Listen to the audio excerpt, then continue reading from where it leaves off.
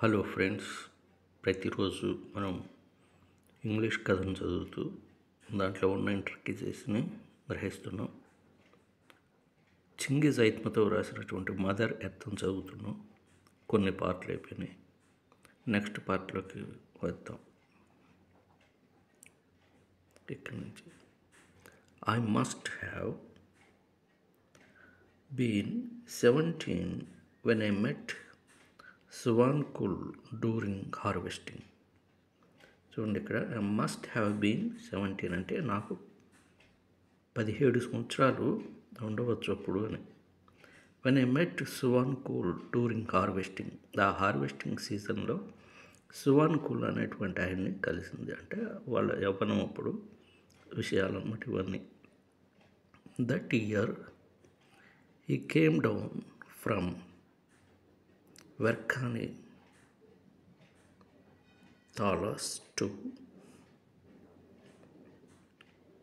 Hire himself out as a farm hand. అంటే ఆ ఫామ్లో పనిచేయడానికి ఒక హ్యాండ్ లాగా పనిచేయటానికి వచ్చాడు, హైరింగ్ మీద వచ్చాడు అన్నమాట అతను ఆ ప్రాంతం నుంచి.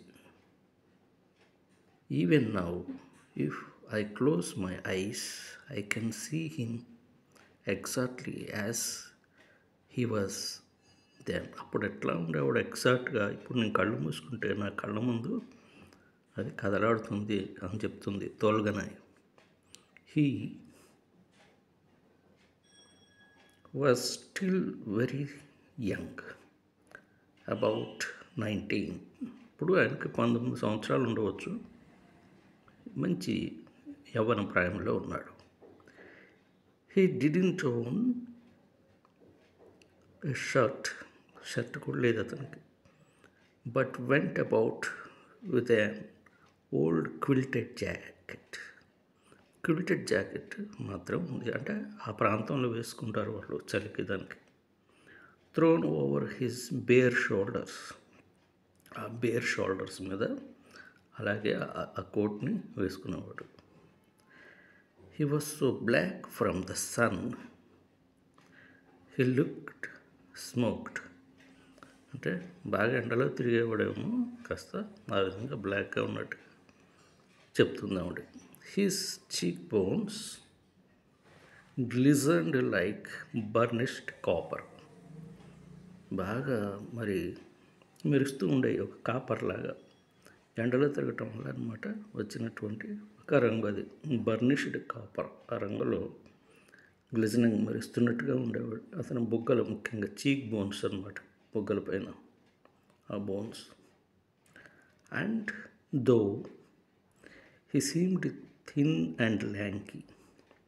థిన్ అంటే సన్నగా ఉంటాం, ల్యాంకీ అంటే అందం గంధం లేకుండా చాలా పొడుగ్గా ఉంటారు కొంతమంది, చూడండి అలా అనమాట. ల్యాంకీగా ఉన్నాడట అతను. His chest was strong and his arms were made of steel. చేతులు చాలా బలంగా స్టీల్తో చేసినట్టుగా ఉండేవి. మరి చెస్ట్ కూడా చాలా బాగుండేది, బలంగా. You won't often find worker such as he. అలాంటి వర్కరు మనం ఊరికే చూడం, అంత మంచి వర్కర్ అని చెప్తుందాం. We reaped the wheat easily and close to the ground. అంటే వీట్ అక్కడ మనకి రైస్ లాగే వీట్ కదా, ఆ వీట్ని కోస్తుండేవాళ్ళు వీళ్ళు చాలా ఈజీగా. అప్పుడు విషయాలు చెప్తుందన్నమాట. All you would hear was the ringing of the sickle. Sickle అంటే కొడవలి, ఆ కొడవలతో కోస్తూ ఉంటే ఆ సౌండ్ రావటం. The swish of cut ears, అంటే కోస్తున్నప్పుడు ఆ సౌండ్ వస్తూ ఉంటుంది చూడండి, కసకసారి, అదనమాట స్విష్ అనమాట. ఆ చెవులకి వినిపించగట్టు ఉండేది ఆ రోజుల్లో. There are people like that. అలా ఉండేవాళ్ళు మనుషులు ఆ రోజుల్లో. It's a pleasure to watch them work. వాళ్ళని పనిచేస్తుంటే అలా చూడబుద్ది, ఏదో ఆనందంగా ఉండేది.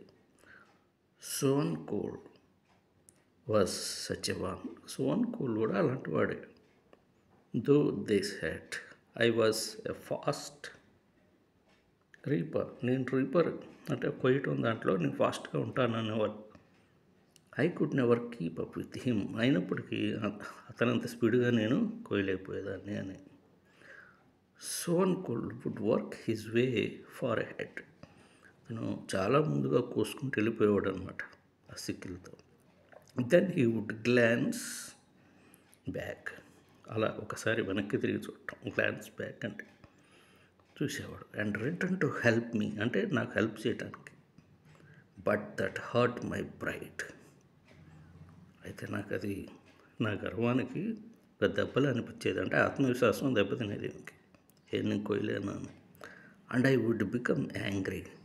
నాకు కోపం వచ్చేది. అండ్ చేజ్ హిమ్ ఆఫ్, వెంబడించేదాన్ని. సేయింగ్, ఇంకా అనేదాన్ని, who asked you to come back. నన్ను ఎవరు రమ్మన్నారు వెనక్కి? Leave me alone. నన్ను ఒక్కదాన్ని ఉన్నాయి. I can manage without you. నువ్వు లేకపోయినా నేను మేనేజ్ చేయగలను చెప్పి అనేదట. He would not take offence. దాన్ని తప్పుగా తీసుకునేవాడు కాదు అతను. హీ వుడ్ జస్ట్ చకిల్ అంటే లోపల నవ్వుకోవటం, చకిల్ అంటే.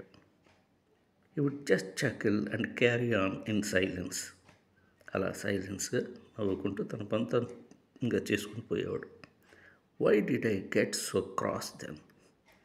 నేను మాత్రం ఎందుకు అలా అతన్ని క్రాస్ చేయాలి?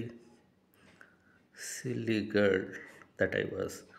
నేను కూడా ఒక సిల్లీ గర్ల్ కదా నేను కూడా అని చెప్పి అనుకుంటున్నాము. అట్లా తోలుగానే తన చిన్నప్పటి విషయాలు తలుచుకుంటూ ఉందన్నమాట. ఈ రోజుకి చాలు, రేపు మిగతా భాగంలోకి వెళ్దాం. Thank you very much.